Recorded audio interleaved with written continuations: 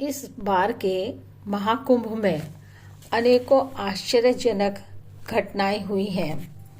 उनमें से घटित होने वाली एक दर्द भरी घटना यह है। बच्चों की कहानियों की किताबें बेचने वाली एक लड़की अपने तंबू में से रात के 10:30 बजे अचानक गायब हो गई। उसके घर वाले परेशान होकर सब जगह उसे ढूंढने का प्रयत्न कर रहे थे। उस लड़की को ढूंढते ढूंढते वह एक अघोरी बाबा के तंबू के पास पहुंच गए।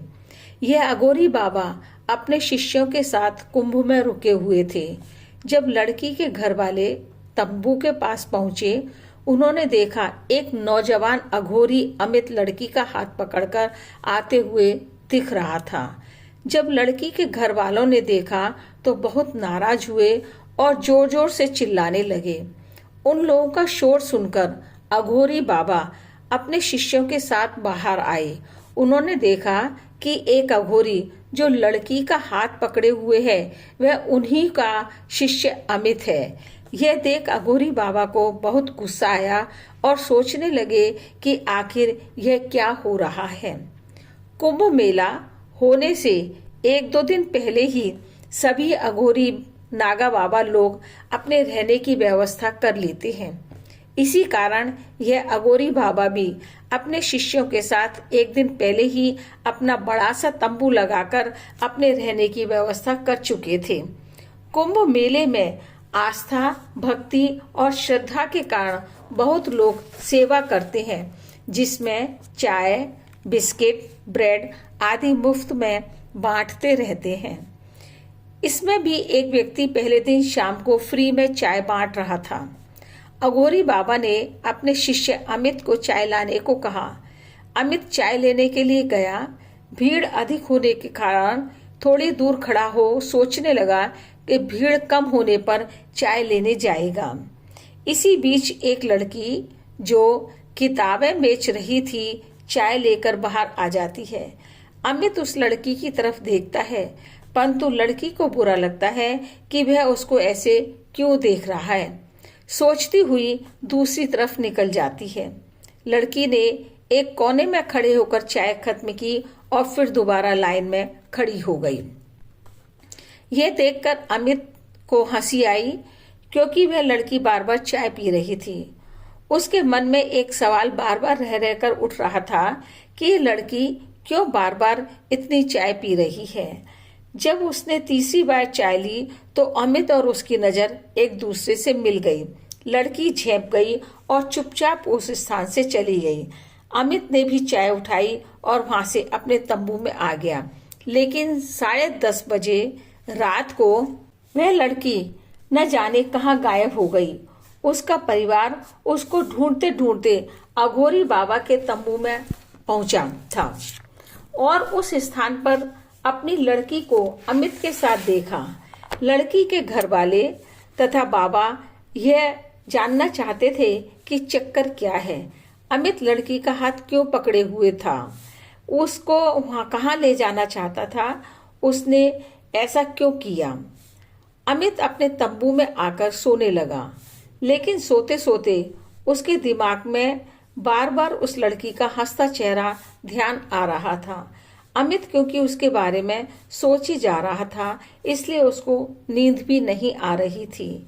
रात तो निकल गई, परंतु वह उस लड़की को नहीं भूला। अपने दैनिक कार्यों से फ्री होकर जब अमित अपने तंबू में वापस आ रहा था, तब रास्ते में उसे वह लड़की मिली जो उसे रात को मिली थी। अब वह किताब बेच रही थी। दिन के उजाले में उसने उसे और अच्छी तरह देखा और सोचने लगा कि मैं तो एक अघोरी बाबा हूँ, मुझे दुनियादारी से कोई मतलब नहीं होना चाहिए। वह अपने तंबू में अंदर तो आ गया, लेकिन सोच रहा था उस किताब बेचने वाली लड़की के विषय में। शाम के समय फिर अमित उस लड़की के ख्यालों में खोने लगा। अपने मन को समझा रहा था, परंतु असफल रहा। सोचने लगा, हो ना हो, मुझे उस लड़की से प्यार हो गया है। रात को भी वह उस लड़की के विषय में सोचता रहा और सोचा कि मुझे इससे बात भी करनी चाहिए। सुबह उठकर अपने सभी काम जल्दी जल्दी समाप्त किए और लड़की को खोजने के लिए तंबू से निकल गया। तकरीबन 1 घंटे के बाद वह लड़की किताबें बेचती हुई मिल गई। अमित उसके पास जाकर किताबों की कीमत पूछने लगा। लड़की की नजर जैसे ही उससे मिली वह उसको पहचान गई। उसने मन में सोचा, यह वही अघोरी है जो उसे चाय पीते हुए देख रहा था। लड़की ने हंसते हुए कहा, आप कौन सी किताब लेना चाहते हैं, बताइए। अमित ने एक एक करके सभी किताबें देखी और सभी की कीमत पूछी। लड़की एक एक करके उसे किताबें दिखा रही थी। वह किताबों को देखने के बाद अपने पास में रखता जा रहा था। यह नाटक करीब 1 घंटे तक चलता रहा और जो भी ग्राहक आ रहे थे वह बिना कुछ लिए ही वापस जा रहे थे। लड़की ने देखा कि अमित ने तो बहुत सारी किताबें अपने पास इकट्ठी कर ली हैं। लड़की अमित को देख रही थी और अमित उस लड़की को देखकर मुस्कुरा रहा था। लड़की सोचने लगी कि क्यों यह अघोरी बाबा इतनी देर से यहाँ पर खड़ा हुआ है, अघोरी होने के बावजूद भी इन बातों में क्यों पड़ा है। अब लड़की बोली, आपको जो भी किताब चाहिए खरीदिए और जल्दी करिए। लड़की फिर बोली, आपको किताबें खरीदनी भी हैं या नहीं, या यहाँ पर मेरा व्यर्थ में समय खराब करने पर लगे हुए हो। मैं बहुत गरीब हूँ, किताबें बेचकर ही अपना पालन पोषण करती हूँ। अगर खरीदनी है तो ठीक है, वरना मुझे और ग्राहकों को भी अटेंड करना है। अमित बोला, अच्छा मुझे यह बताओ कि तुम्हारी सारी किताबों की कितनी कीमत है। लड़की हंसी और बोली, आप सारी किताबों का क्या करेंगे। अमित ने कहा, तुम्हें इस बात से क्या मतलब, तुम बस मुझे इन सब की कीमत बता दो। लड़की ने कहा, सारी किताबें 5,000 की हैं। अमित कहता है, ठीक है मैं खरीदूंगा, लेकिन पैसे मैं अपने तंबू में जाकर दूंगा क्योंकि मेरे पास पैसे यहाँ पर नहीं हैं। लड़की ने सारी किताबें अच्छे से पैक करके अमित को दे दी। अमित किताबें लेकर अपने तंबू में गया। किताबें उसने तंबू में रखी और साधुओं के कपड़े उतारकर साधारण व्यक्तियों के कपड़े पहन लिए। उन कपड़ों में देखकर लड़की हैरान रह गई और सोचती है कि यह अघोरी बाबा तो अब सामान्य व्यक्ति की तरह दिखाई दे रहा है। अमित ने उसे पैसे दिए और कहा, तुमको एक काम और करना है। लड़की ने पूछा, क्या काम है। अमित कहता है कि आज तो तुम्हारी सारी किताबें बिक गई हैं, इसलिए तुम आज शाम को मेरे साथ रहना। मैं तुम्हारे से कुछ बात करना चाहता हूँ। लड़की कुछ देर सोचने के बाद सहमति में सिर हिला देती है। दोनों मेले में घूमते हैं। अमित को मेले में मालूम पड़ता है कि इस लड़की का नाम मीरा है। वह अपने परिवार के साथ यहाँ पर काम करने के लिए आई है। अमित उसे एक होटल में ले जाता है और खाने के लिए कहता है, पर मीरा मना करती है। परंतु अमित बहुत जिद करता है तो वह मान जाती है।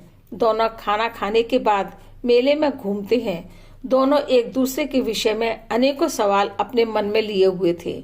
अमित ये सोचता है कि मैं मीरा को कैसे कहूँ कि मैं उससे प्यार करता हूँ। फिर दोनों नाव में बैठकर घूमते हैं। अमित ने एक ऐसी नाव ली जिसमें केवल 2 सवारी बैठ सकती थी। नाव में बैठकर थोड़ी दूर पहुंचने के बाद दोनों ने बात करनी प्रारंभ की। बहुत कोशिश करने के बाद भी अमित हिम्मत नहीं जुटा पा रहा था और इधर उधर की बातें करने लगता था। अब मीरा ने पहल की और अमित से सवाल पूछने शुरू किए। अमित कहता है कि वह अघोरी बनने के रास्ते पर चल रहा है, पर दूसरी तरफ अघोरी बनने में समय लगेगा। अब मीरा बोली, काफी देर हो चुकी है, मुझे अब घर जाना चाहिए। काफी देर हो चुकी है, मेरे घर के लोग भी मेरा इंतजार कर रहे होंगे। मीरा वहां से जाते जाते भी अमित को बार बार पीछे मुड़ मुड़ कर देखती है। अमित वहां से आकर अपने तंबू में सो जाता है, परंतु उसकी बेचैनी बढ़ रही थी। नींद नहीं आ रही थी। मीरा के बारे में सोचे जा रहा था। रात को 12 बजे नींद न आने के कारण वह तंबू से बाहर आया और देखा कि मीरा उसके सामने खड़ी है उसको देख हैरान होते हुए पूछता है, मीरा तुम यहाँ पर इस वक्त क्या कर रही हो, क्यों आई हो? मीरा बड़ी घबरा रही थी। वह अमित का हाथ पकड़ती है और उसे लेकर भागना शुरू कर देती है। अमित पूछता है, मीरा यह तो बताओ क्या हुआ, तुम इस तरह क्यों भाग रही हो? मीरा ने कहा, चुप रहो, थोड़ी देर में सब पता चल जाएगा। दोनों भागते भागते कुंभ मेले से बाहर आकर एक पेड़ के नीचे रुक जाते हैं। अमित ने पूछा, मीरा अब तो बताओ क्या हुआ, तुम इतनी क्यों परेशान हो? मीरा कहती है, अमित तुम्हारे कारण मैं सो नहीं सकी, बार बार तुम्हारी याद आ रही थी। अब यह बताओ कि तुम मुझसे क्या चाहते हो, ऐसे मुझे बार बार क्यों देखते हो? अमित सुनकर हैरान होता है, क्योंकि वह समझ रहा था कि मीरा क्या कहना चाह रही है। अमित कहता है कि मीरा साफ साफ कहो तुम क्या चाहती हो। मीरा बोली, जब से मैंने तुम्हें देखा है तुम्हें भूल नहीं पा रही हूँ, तुम्हारी याद हर समय आती है। अब तुम सच सच बताओ, क्या तुम मुझसे प्यार करते हो या ऐसे ही समय पास कर मजे ले रहे हो? अमित यही सुनना चाहता था। तुरंत बोला, मीरा मैं तुमसे सच्चा प्यार करता हूँ, कहो तो दिल चीर कर दिखा दूं।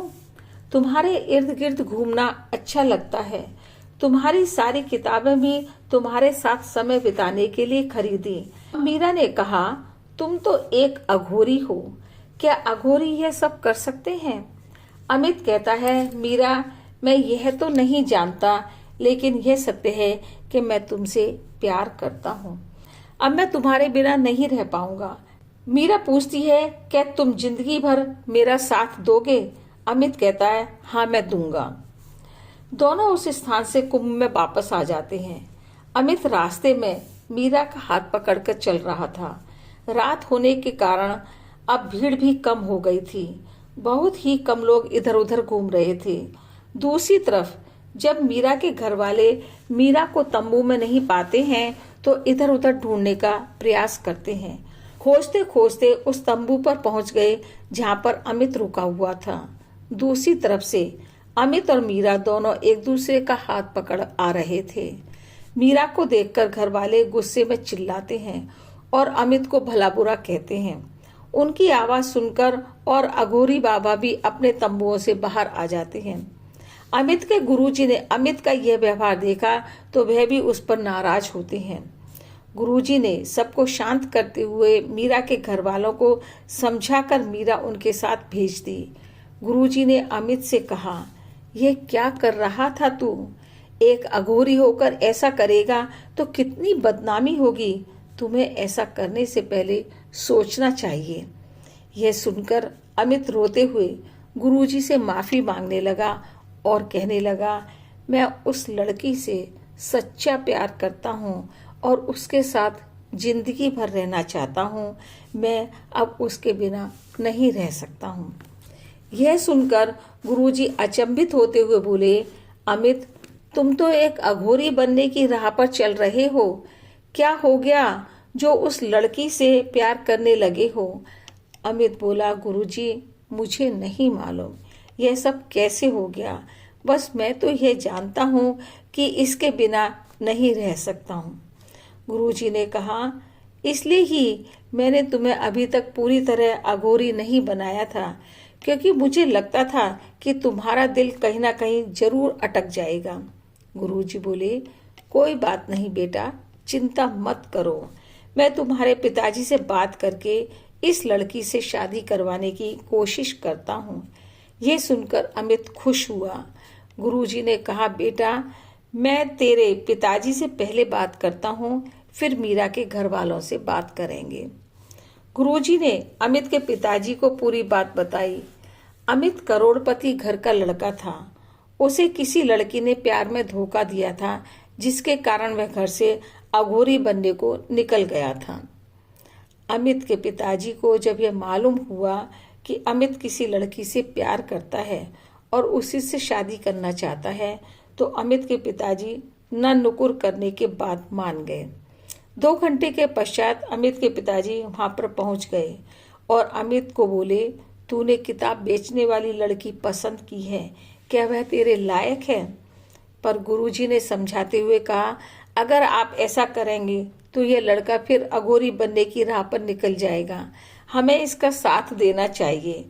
अमित के पिताजी ने मीरा के घर वालों से बात की। मीरा के पिता शादी के लिए राजी हो गए। दोनों की शादी हो गई और अमित ने अपनी जिंदगी को नई राह पर मोड़ लिया। कुंभ में किताब बेचने वाली लड़की और जवान सुंदर अघोरी बाबा की यह सच्ची प्रेम भरी कहानी है, जो एक निस्वार्थ एवं सच्चे प्यार के कारण शादी में परिवर्तित हो गई।